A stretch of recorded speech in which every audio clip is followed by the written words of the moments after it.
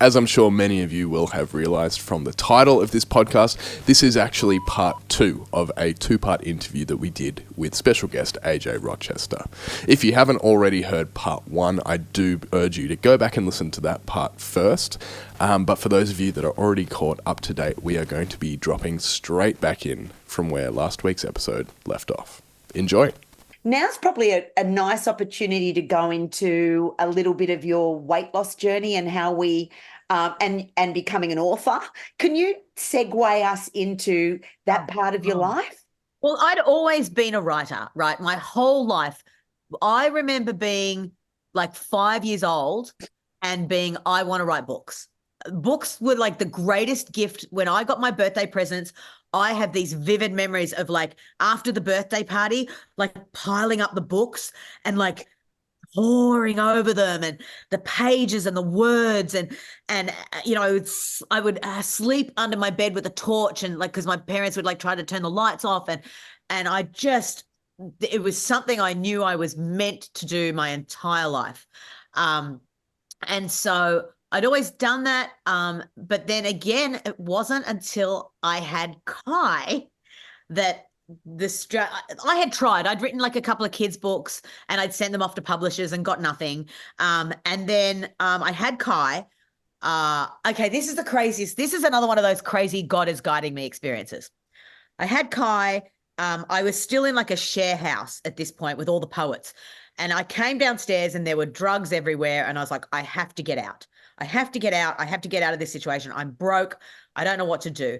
I had written in my diary, I received $15,000 on this date. You know, I was like creatively visualizing the manifestation of my exit strategy of this household. I needed to get out for my son. I just didn't know how to do it.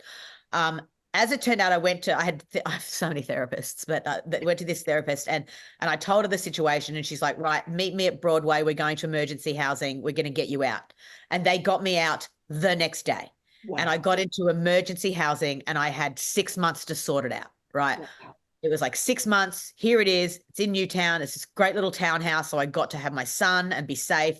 I was going through all sorts of issues with his dad through the court where he wasn't allowed to visit him, you know, due to safety issues. And so I was there and I decided to start. I was like, okay, I've got to lose weight because I'm like 120 odd 30 kilos. Like my scale, it was funny because we didn't even realize that my scale only went to like 110. Yes.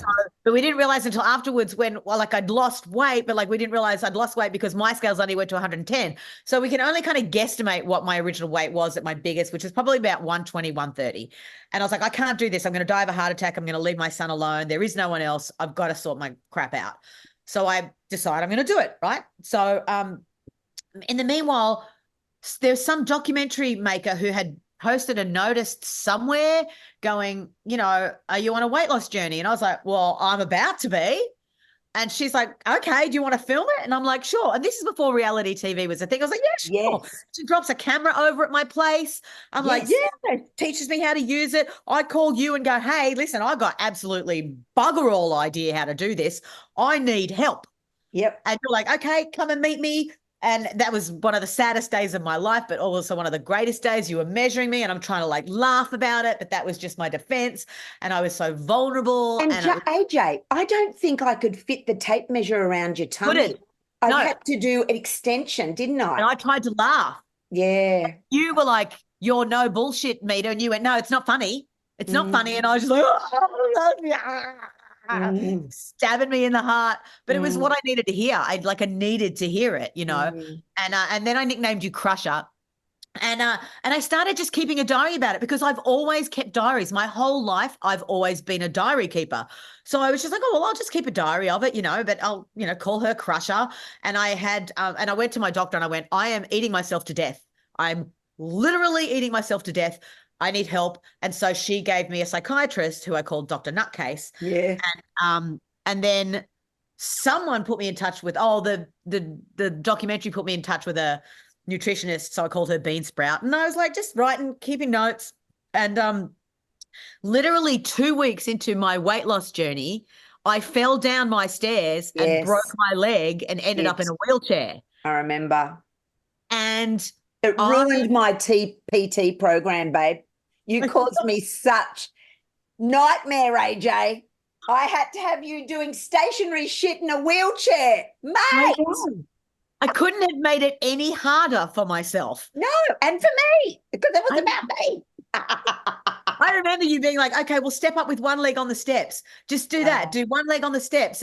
And you had me with like baked bean tins, Yeah. doing weights in the chair and lifting myself up out of the wheelchair. Yeah. And like, you know, and then you were like, okay, get when we got the cast off, get in the water.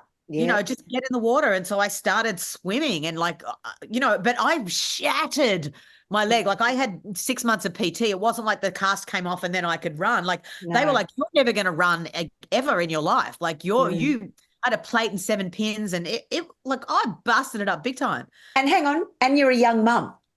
Yeah, I had a single one-year-old. mum.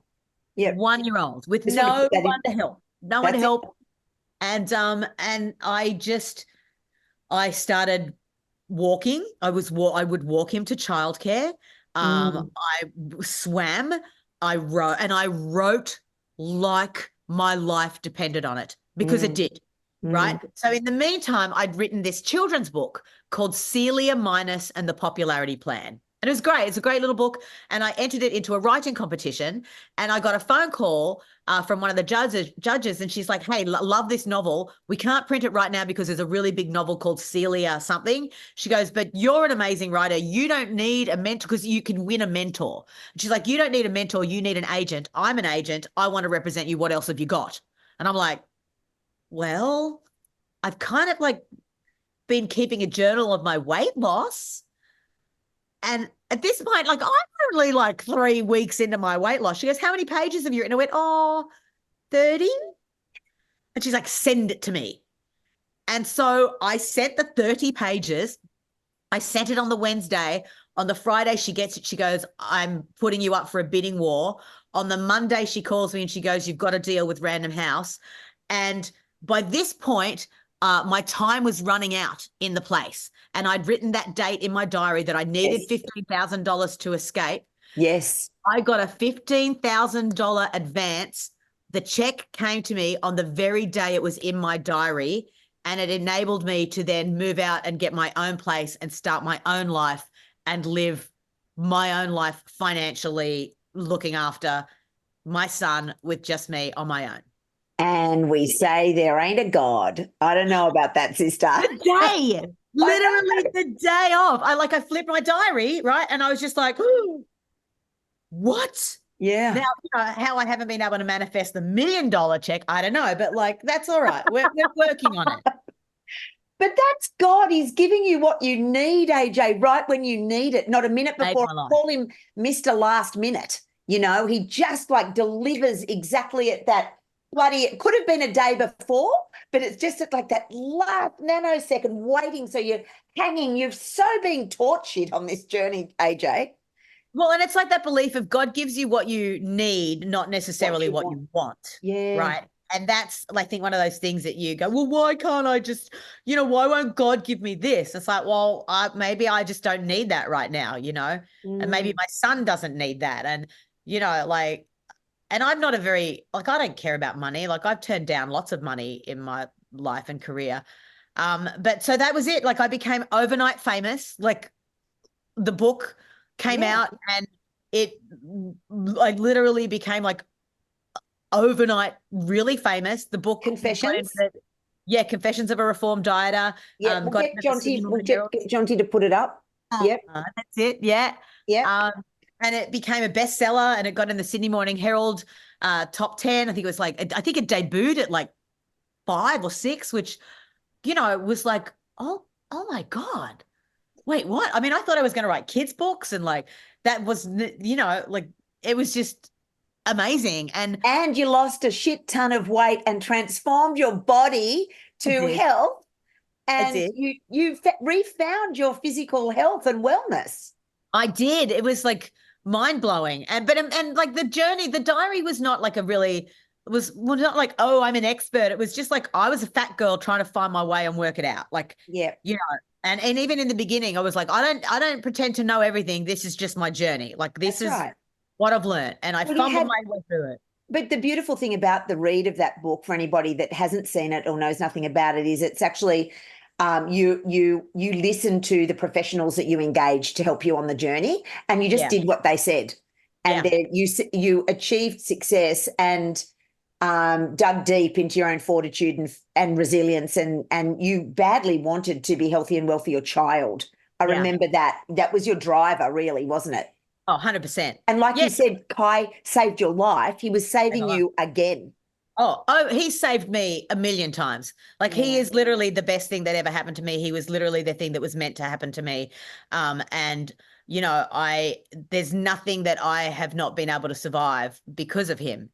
And you know, and I'm just so, even when it's been really tough times, I just know that we were meant, like it was meant to be. I was meant to have my family, and that was my family. And I'd waited so long. I'd waited 30 years to belong. And our family is small. It's a family of two, but it's enough for us. As a choir of angels, baby. God's got a choir of angels around your family of two. Your mum's in heaven and you'll be reunited with her preciousness in time, babe. Exactly. Yeah, Honestly. no, so it was like insane. So then like once I'm out there and I'm like doing the circuit, and I got to meet like Bert Newton, and like it was just like, wait, what? And then I went back and did Bert Newton again, and then girls would write to me and be like, can you please write, you know, how you did it? And I was like, but I did write how you did it. And here's something you don't know. So my third book, I wrote a kid's book, Blubber Guts. I was asked to write it by Hot Shots. It's a kid's book. It's about a fat kid who comes good right from what you know, you know. But the third book, Lazy Girl's Guide to Losing Weight and Getting Fit, started because of another survival reason. Your sister was in an incredibly difficult situation and she needed to get out of it. Yep. And I was also in an extremely dangerous relationship, very violent, domestic violent relationship. I wrote about it anonymously in Cosmopolitan, and they actually paid me $5,000 to write about it, which was my exit money. And I needed more money to exit this particular relationship. And so all these girls had written to me, and I saw this girl write the umbrella, the Hills Hoist, the clothesline diet. And she wrote a sequel, and I'm like, you wrote a sequel to the clothesline diet and you just walked around your clothesline and you've got a second book in you, and I need to get my best friend out of her situation. I need to get out of my situation. Everyone's asking me. So I was like, okay, I'll kind of try and break down what I did. And so I kind of broke it down and wrote it and threw it together in 6 weeks. Yeah. And I wrote again like my life depended on it. Lazy Girl's Guide to Losing Weight and Getting Fit. I tell you what, we had so much fun doing the covers for those books. Oh, we bought like 6 chocolate cakes, and then we bought all these different cupcakes, and we like photographed them, and we were all like tasting them and eating them, and then we had to like get rid of them all, so we like taken them to the kindergartens and whatnot. Don't give me an excuse to eat chocolate cake and have a real reason to do it. And so I did. So I wrote the book really quickly, and I got exit money, and I know I rescued myself, and I rescued your sister from a situation. Yep. We moved in and we lived together, and we survived as a commune, like a commune, but it's a mommune. It was a mommune, wasn't it? Yep. Little mommune. And we both got out of really horrible situations, and we survived again, and God provided, like, well, here you go, like, here, get out. And that's how that book kind of came about. And then, so I'm out there like doing the talk circuit and whatnot. And one day I get a call on my answering machine. For those who don't know, there was a box and you could leave a message and you could play the box and be like, hi, it's like voicemail, but out loud in your living room. And there was a series of messages of like, hi, you know, we're wanting you to audition for Biggest Loser.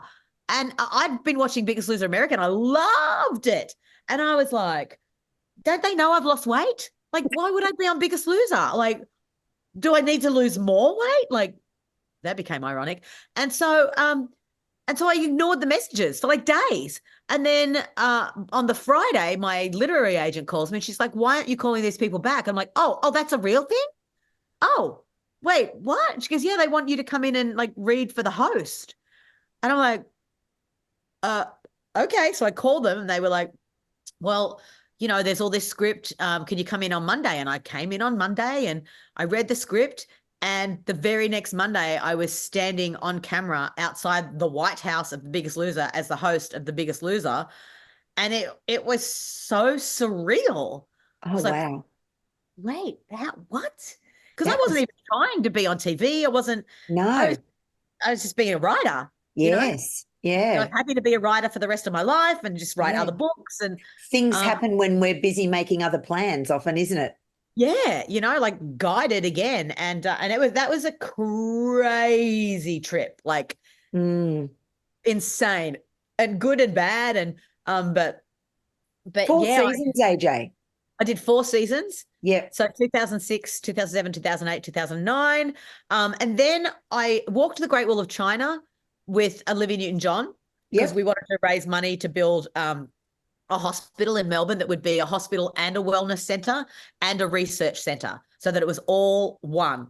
And I was like one of their top fundraisers, and we worked with Joan Rivers, and and I became friends with Lisa Gibbons, and she was like, oh, come over to my place. So I kept visiting, and next thing I knew, I was offered a job hosting a show called Celebrity Fit Club, and things on Biggest Loser had not been going well. Like I've talked, I really badly bullied by a certain person on that show, and her friend who was also the other trainer, and then their friends, so like the makeup artist and the stylist and the publicists, and they all formed this like really horrible gang, and it was not fun. I wasn't having fun anymore, and the media was being really awful. I was getting chased through streets with my son in the car, like literally driving suburbs and having to call the police and having to pull up outside Glebe police station and them coming out and telling the paparazzis to like stop following me, tapping me on my windows, going through my trash. Like it was,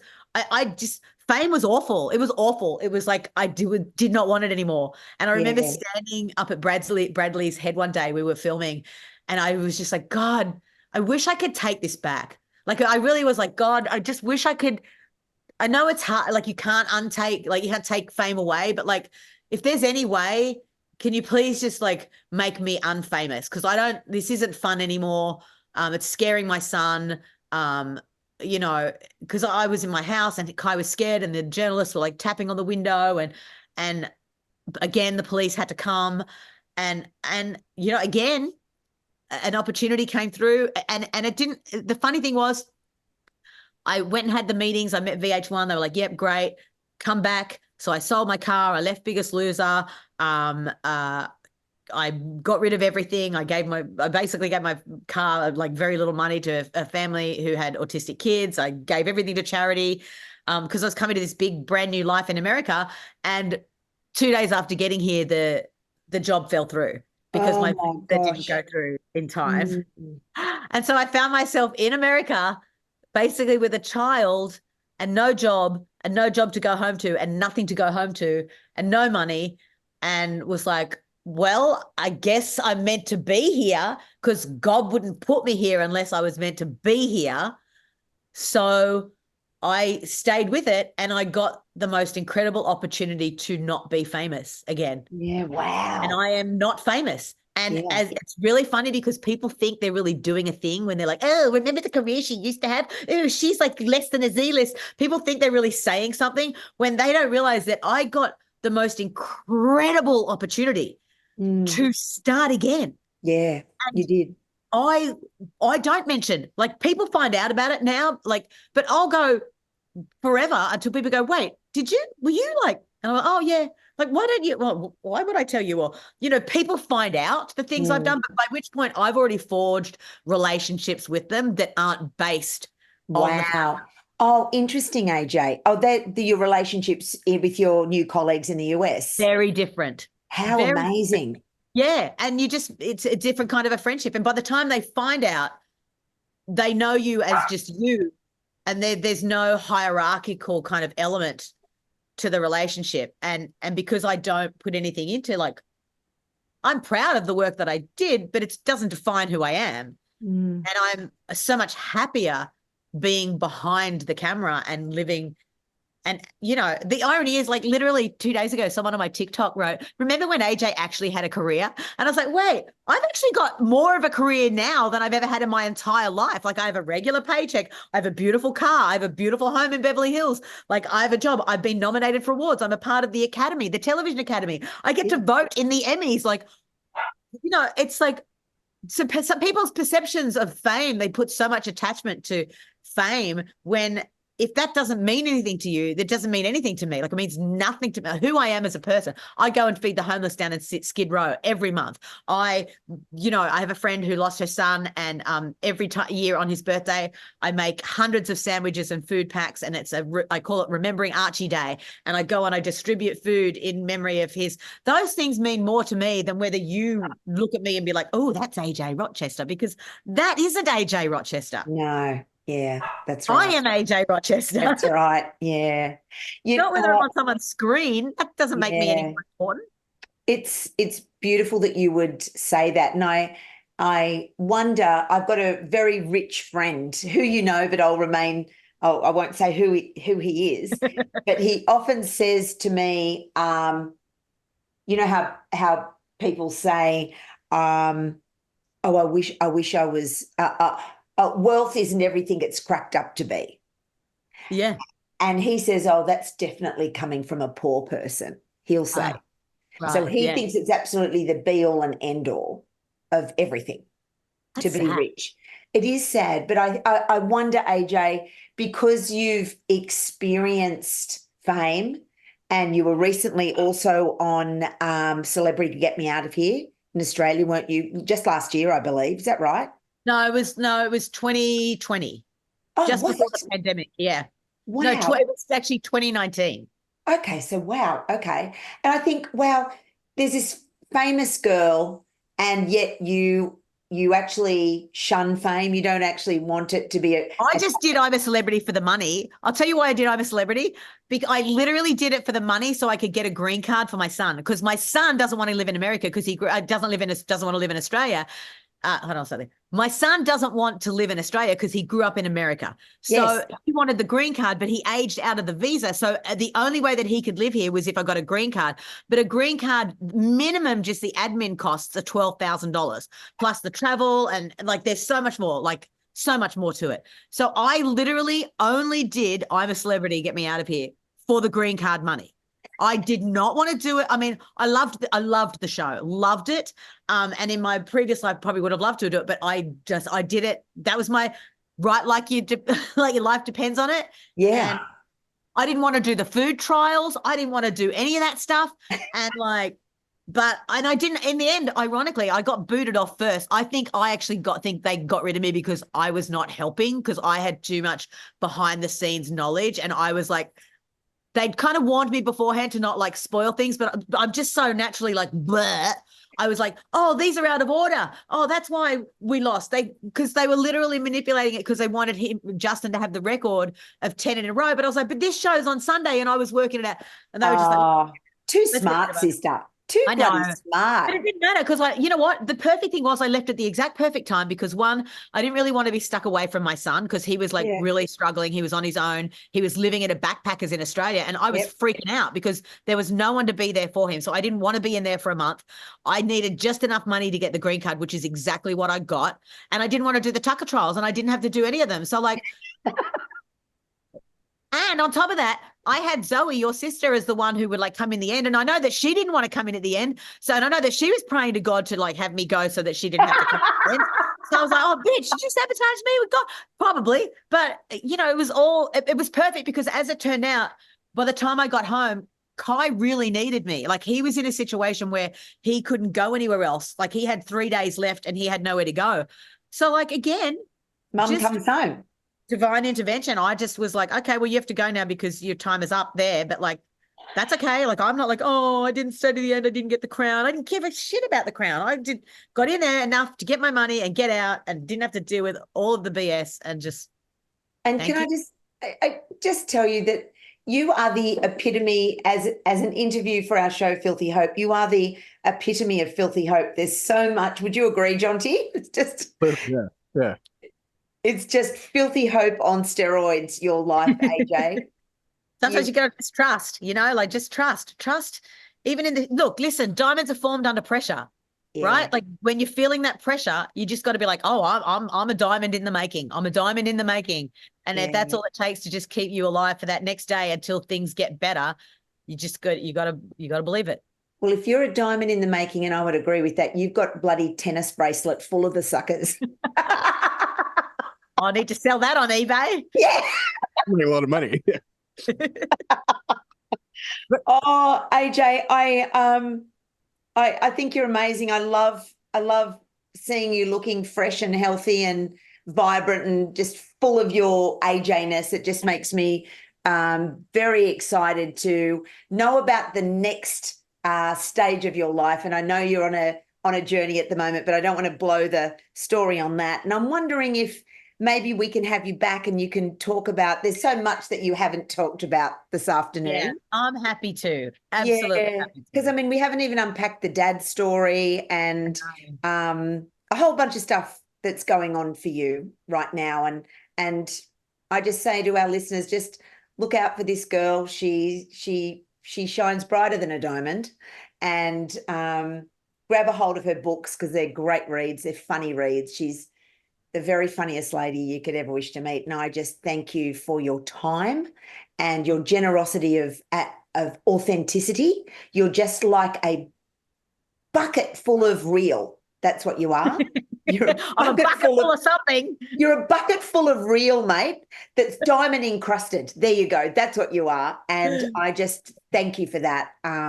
And I hope our listeners, can they reach you, AJ, and ask you questions? Yeah, look, I can be found anywhere. I'm actually very easy to stalk. No, I'm mostly on TikTok these days. AJ Rochester will find you. I lost my Instagram. It got hacked and deleted. So I'm kind of like a little bit there, but not really. But you'll find me on TikTok. I'm on Facebook. It's very easy. My email, there's only one AJ. It's on the interwebs. So I'm very accessible.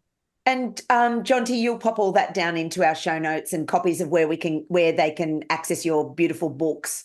And there's more than the books that you've actually talked about today, because we focused on your weight loss journey. So we'll put those into the show notes as well for any of our listeners that would love to reach out and know you more, because you intimately talk about who you are.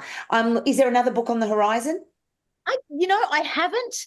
I think the next thing I do is fiction. I've been kind of toying with, the town that I grew up in has this thing called Beef Queen. And I always joke that I could have been the Beef Queen because this little hometown called Casino. And I've actually written a movie. I've written a movie called Beef Queen, The Beef Queen. And so I've actually been more focusing on the movie side of things. And we're up to draft 12 or something. We're on the final finishing touches. I'm actually co-writing it with one of the producers of The Bachelor. And we hope to make it, So the next step for this year is, finding an investor and a producer and hopefully making it. And it is partially my story, but also partial fiction, because we really want Rebel Wilson for it, and we want her to play a villain, and she's never played a villain. And it's kind of a fun little romp about a fat 40 little frumpy lady who gets to go back and try to be Beef Queen, and in the middle of a murder mystery and all of that kind of thing. So. Oh my gosh, that would be one of my first downloads, sister. I would have to go and see that and download that. Yeah, so I've written the screenplay, so I'm like, maybe I should go back and write the book. So I've kind of just been toying with that. So we'll see whether I actually go and just do the book or whether we just make the movie. But it was really fun to write a movie. I'd never written a movie before, and I was like, well, why not? Why not? Yeah, why not? You're 9. You only live 9 lives. Why not become a screenwriter as well? I reckon you're amazing. YOL9. Hashtag YOL9. Thank you for the hope, and thank you for sharing those filthy, hopeful moments about your world. You are an encouraging inspiration of a human being, AJ Rochester, and thank you so much. Well, thanks for having me. It's our pleasure. Really appreciate it. This is a prayer for the people who want to give up, who have been hurt beyond repair.